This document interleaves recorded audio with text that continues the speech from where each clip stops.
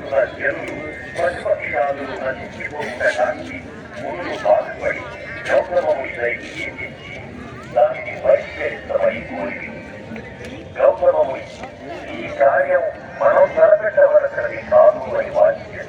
అందుకు బాధపడిన మునులు ఏదైనా ఉపాయం ఉంటే గౌతమముని వలనే ఈ కార్యమును సాధించవలనని తలచి వారి తపోబలము చేత ఒక క్షణాయువైన ఘోర అను మాయా గోగులు సృష్టించి దానిని గౌతమముని ఆశ్రమ వాత్సల్యంతో ప్రవేశపెట్టి అది కాల్చిన గౌతమముని ఒక చిన్న దర్భచే దానిని అదిలిస్తగా తక్షణమే అది పరచినది.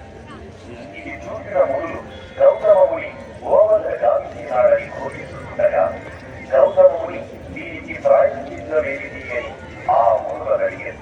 అంతటా మునులు శివుని జటాజుటమునందు భక్తించి ఉన్న గంగను ప్రార్థించి తెచ్చి స్థిరమొచ్చి గౌతమముని ఆశీర్వదించ గంగను ఇలకు పంపించారు. గంగ పరమ భక్తితో గౌతమముని అనుసరించి వచ్చి గోవుని ప్రశ్నించారు. గోవునంద గౌతమిగా గోదావరికి ప్రవచించినది కనుక గోదావరిగాను ప్రతిష్ఠించాము అని తనకు తెలిసిన వృత్తాంతములు శిష్యునికి వివరించారు. పవిత్రమైన కార్యాచరణకు వచ్చినది కనుకనే గోదావరి తల్లి పవిత్రమైనది.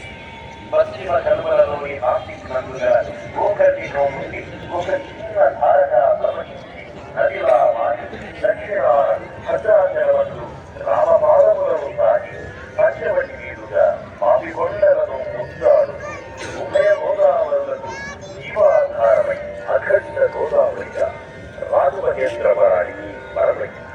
ఈ సప్త గోదావరికి సప్తృషులే ప్రతీకరై నిత్య హారతులు ఎత్తుతారు. సప్తులు నిశ్శబ్దాన్ని పాటించి హారతులు తిలకింప సాగుతున్నారు.